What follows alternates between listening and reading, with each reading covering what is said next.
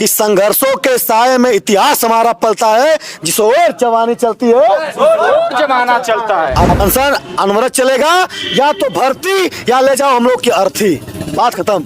हम लोग का ये धरना चल रहा है, अनवरत चल रहा है, या तो भर्ती या तो अर्थी। हम लोग को मार डालो।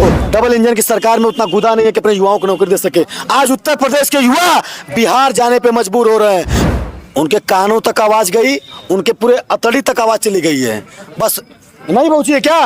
यहाँ की सरकार है जी को उत्तर प्रदेश को उत्तम प्रदेश बनाना चाहती है। हमको तो ऐसा लग रहा है कि आने वाला समय में यह उत्तर प्रदेश उत्तम प्रदेश से बदतर प्रदेश बन जाएगा।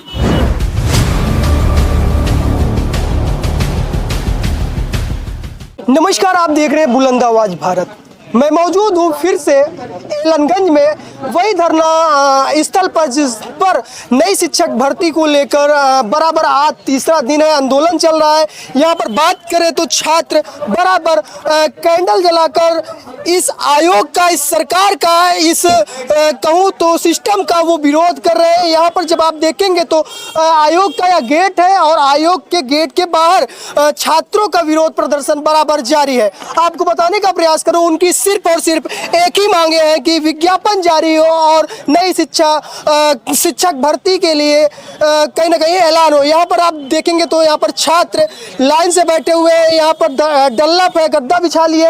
यहाँ पर जब देखेंगे तो यहाँ पर गद्दा बिछा लिए। यहाँ पर उनका बराबर ये कहना है कि हम यहाँ से तब तक नहीं हटेंगे, तब तक यहाँ से नहीं जाएंगे जब तक हमारी मांगे नहीं पूरी होंगी।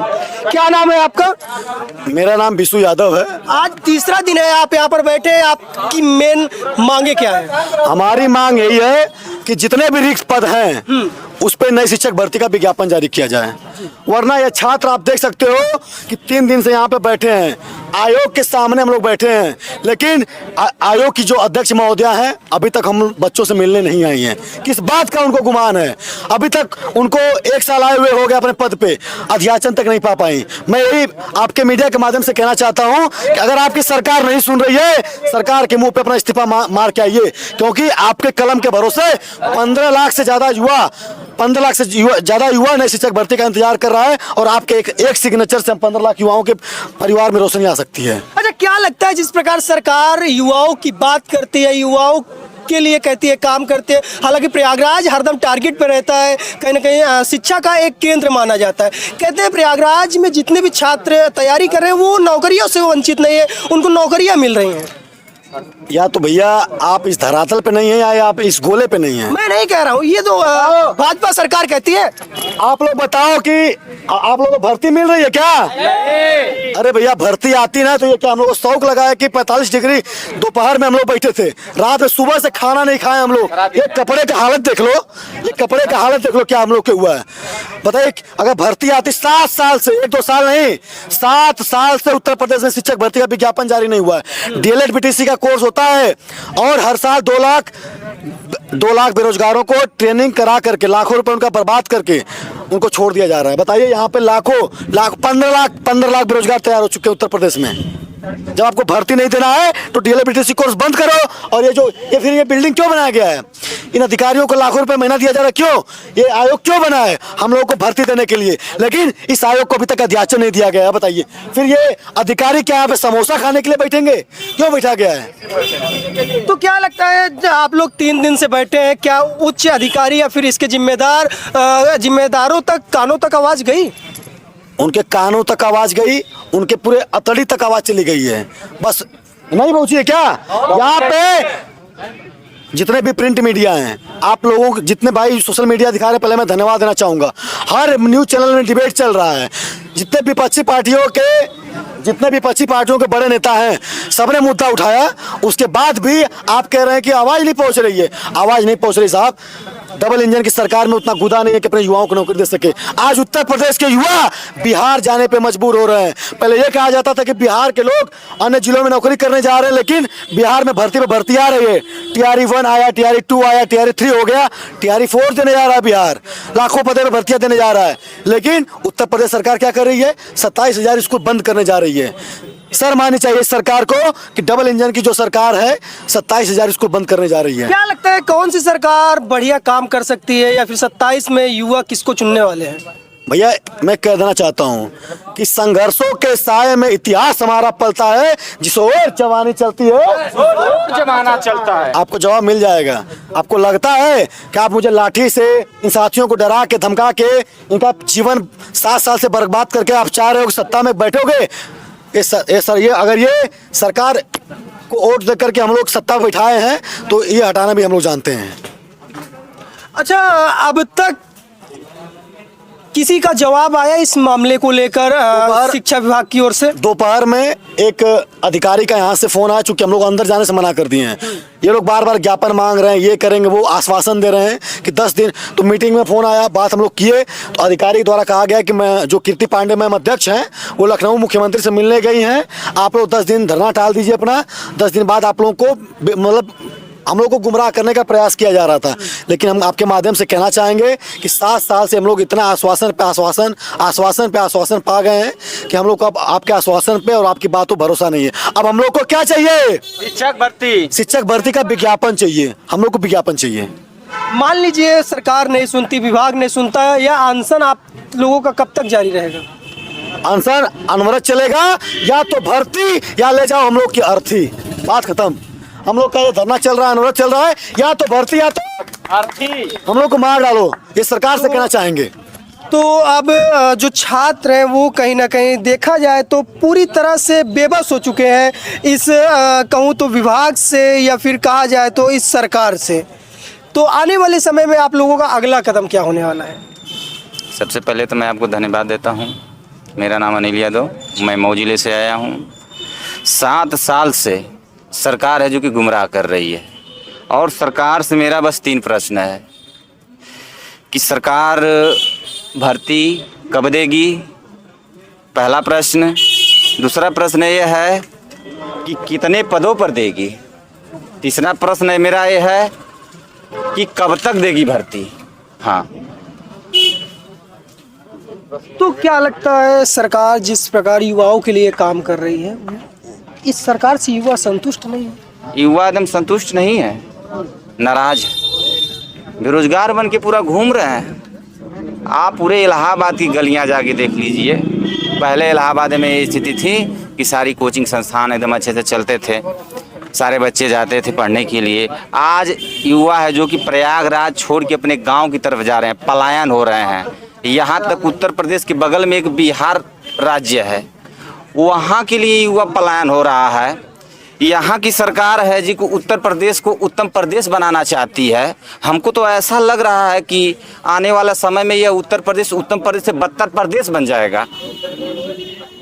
अच्छा, इससे पहले की जो सरकारें थीं उनमें बढ़िया काम होता था, उनमें पहले सरकारी की मैं नहीं बात करता हूँ, ठीक है। इस समय जो करेंट में जिसकी सरकार है, पहले जो थी नहीं थी उससे मुझे नहीं मतलब है। करेंट में जिसकी सरकार है मैं उससे सवाल करूँगा। तो यह अनशन आप लोगों का अब बराबर चलने वाला है, ये चेतावनी सरकार को चल रहा है। यह अनवरत है एकदम पूरा, ये चलता रहेगा जब तक हम लोगों की मांगे पूरी नहीं होगी। तो यहाँ पर राहुल जी दिखाने का प्रयास करिए बराबर। जब देखेंगे तो जो यहाँ के अभ्यर्थी हैं, छात्र हैं, वो टोटल कहूँ तो सोए हुए हैं या फिर लेटे हुए हैं, वो बराबर देख रहे हैं।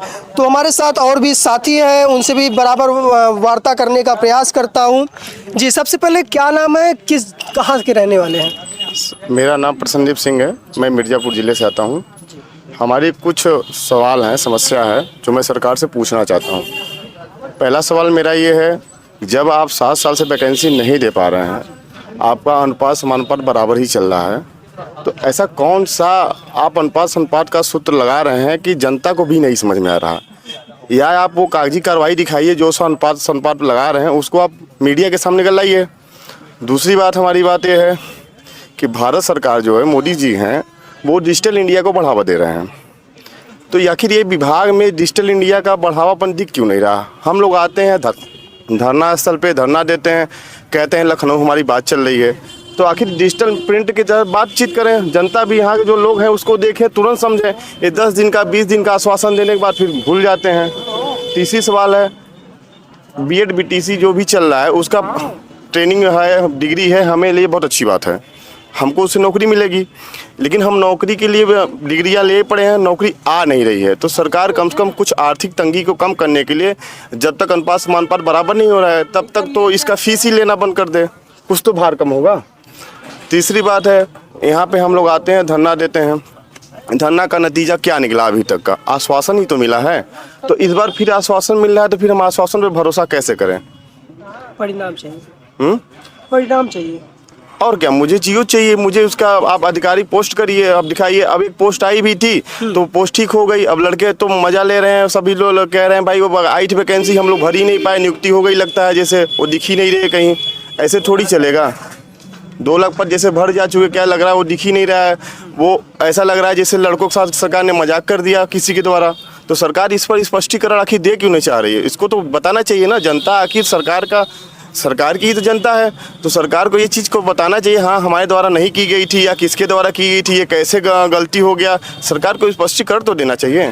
इतनी बड़ी आधिकारिक वेबसाइट या फिर कहा जाए सोशल मीडिया हैंडल, गलती होना कहूँ तो छोटी बात नहीं होती, गलती हो ही नहीं सकती। हाँ, ये तो एक गंभीर समस्या है कि इतनी बड़ी विभाग है, उसमें गलती होनी नहीं चाहिए। फिर भी हम चलिए मान लेते हैं ह्यूमन एरर हो जाता है, तो सरकार को इसको आगे बताना चाहिए। दूसरी बात है, आयोग पास हम लोग धरना देते हैं, आयोग कहता है हमारे बस में नहीं, हमारी बात वहाँ चल रही है। तो फिर आयोग को ये बताना चाहिए, जो उस नियमावली का वो हम लोग को बताते हैं कैसे नियमावली की वजह से हम लोग नहीं कर पा रहे, तो वो नियमावली है क्या? आखिर मेरा सवाल है कि आयोग बनाया किस लिए जाता है? आयोग का अध्यक्ष किस लिए भार पर संभालता है? कि उस आयोग का जो भी जिम्मेदारी होगी अध्यक्ष ही तो देखेगा। तो अध्यक्ष कहते हैं हम जानी नहीं, मान लखनऊ बात चल रही, तो हम लड़कों को मतलब क्या है, क्यों भटकाया जा रहा है, हम ये जानना चाहते हैं सरकार से। हालांकि बात करें तो यहाँ की तो अभी तक उच्च अधिकारियों द्वारा या फिर जिम्मेदार द्वारा किसी प्रकार से ठोस कहूँ तो कदम नहीं उठाए गए या फिर ठोस जवाब नहीं दिए गए। लेकिन छात्रों का जो यहाँ पर धरना स्थल पर बैठे लोग हैं, छात्र हैं, अभ्यर्थी हैं, उनका एक ही कहूँ तो मांग है, सिर्फ और सिर्फ लिखित विज्ञापन जारी हो और इस पर कहूँ तो कठोर तरीके से कहा जाए, निर्णय लिया जाए। हालांकि मैं बार बार दिखाने का प्रयास कर रहा हूँ, अभी भी वो कैंडल, वो मोमबत्ती अभी भी बुझी नहीं है, अभी भी बराबर जल रही है। यानी कि कहा जाए उस इन छात्राओं के लिए, छात्र के लिए काफ़ी अभी संख्या में छात्राएं भी मौजूद थी। हालांकि इतनी समय नहीं है, लेकिन गेट की बात करें तो यहाँ पर ऐसा माना जा रहा था कि प्रतिदिन की भांति यहाँ पर लाइट जल रही थी, लेकिन आज से ये लाइट भी बंद कर दी गई। छात्रों के बीच में एक यह भी असमंजस है कि आज रात को हो सकता है इनकी गिरफ्तारी हो या फिर इनको यहाँ से ज़बरदस्ती हटाया जा सकता है या फिर इन पर कुछ कार्रवाई की जा सकती है, ऐसा छात्रों का भी कहना है। हालांकि सरकार क्यों नहीं सुन रही है? क्या आपकी राय, अपनी राय को ज़रूर साझा करिएगा। मिलते हैं किसी अन्य खबर के साथ, तब तक के लिए जय हिंद।